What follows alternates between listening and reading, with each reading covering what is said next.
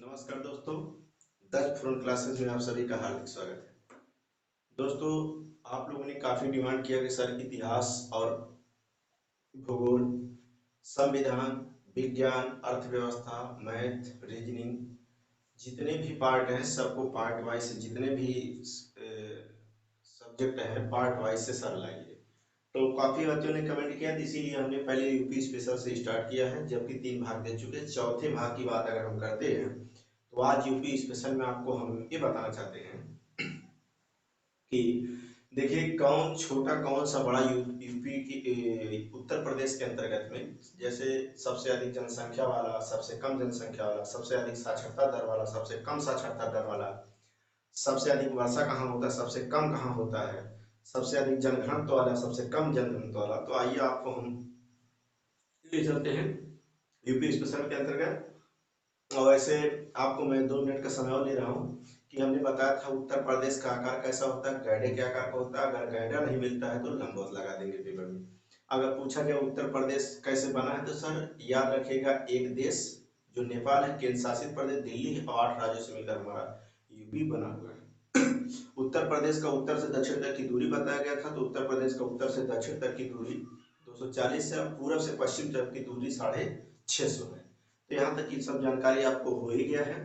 आप वीडियो को पॉज करते हुए नोट्स बनाते चलिएगा। तो आइए हम बात करते हैं, आपको बताते हैं कि अगर पूछा जाए हापुड़, जो हापुड़ है, हापुड़ जिले की बात अगर करते हैं तो क्षेत्रफल की दृष्टि से सबसे छोटा वाला जिला है। क्षेत्रफल की दृष्टि से, एरिया, जिसका एरिया कम है, क्षेत्रफल मतलब क्या होता है, एरिया। क्षेत्रफल की दृष्टि से सबसे छोटा वाला जिला, तो जो सबसे छोटा वाला जिला वो कौन सा है, वो हापुड़ है। ठीक है, यहाँ तक क्लियर हुआ। अब बात हम करते हैं लखीमपुर खीरी की बात करते हैं। क्षेत्रफल की दृष्टि से सबसे अधिक जनसंख्या वाला जिला, तो क्षेत्रफल की दृष्टि से सबसे अधिक जनसंख्या वाला, क्षेत्रफल की दृष्टि से क्षेत्रफल की दृष्टि में सबसे अधिक जनसंख्या जो रहता है, लखीमपुर खीरी। अब अगर भूल जाता है एग्जाम में तो आप लोग खीर बनाते हैं, तो खीर बनाने में सबसे अधिक क्या रहता है, चीनी चावल रहता है।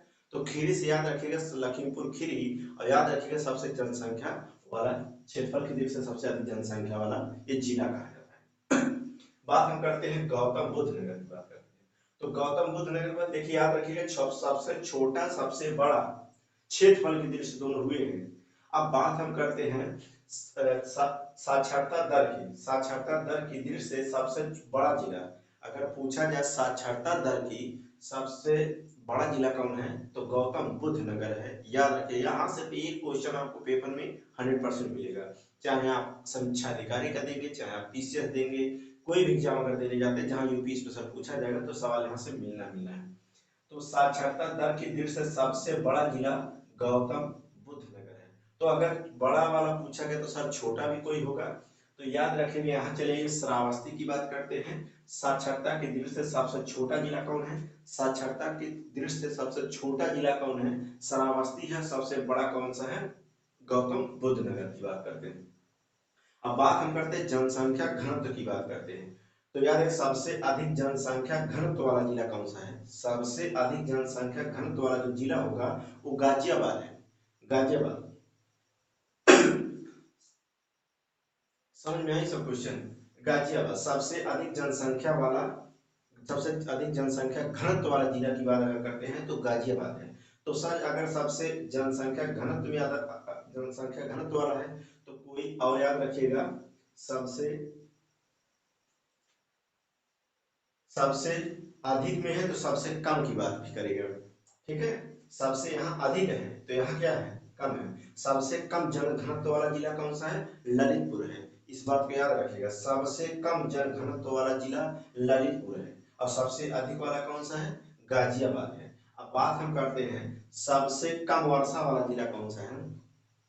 ठीक है, तो सबसे कम वर्षा वाला जिला की बात अगर बात करते हैं सर, तो याद रखिएगा सबसे कम वर्षा वाला जिला मथुरा है। मथुरा में सबसे कम वर्षा होता है। तो सर अगर कहीं कम होता है तो कहीं ज्यादा भी होता होगा, तो अगर कहीं ज्यादा होता है तो याद रखिएगा वो गोरखपुर है। तो सर्वाधिक वर्षा वाला जिला, सबसे अधिक वर्षा कहाँ होता है, गोरखपुर में होता है। सबसे अधिक गोरखपुर में होता है और सबसे कम किस में होता है, मथुरा में होता है। याद रखेगा, सबसे कम जनसंख्या वाला जिला, सबसे कम जनसंख्या वाला जिला, तो याद रखिएगा वो महोबा है। सबसे कम जनसंख्या वाला जिला क्या है? महोबा। और महोबा पान के लिए भी प्रसिद्ध है, प्रसिद्ध वाली चीजें आगे चल के पढ़ाते हैं। ठीक है, तो सबसे कम जनसंख्या वाला जिला की बात करते हैं महोबा। तो सबसे कम अगर है तो सबसे कहीं ज्यादा भी होगा, तो ठीक है, सबसे ज्यादा। तो याद रखिएगा सबसे अधिक जनसंख्या वाला जिला, अगर यहाँ सर कम है तो सबसे अधिक वाला कहाँ है? प्रयागराज में। प्रयागराज में याद रखें सबसे अधिक जनसंख्या वाला जिला प्रयागराज में है।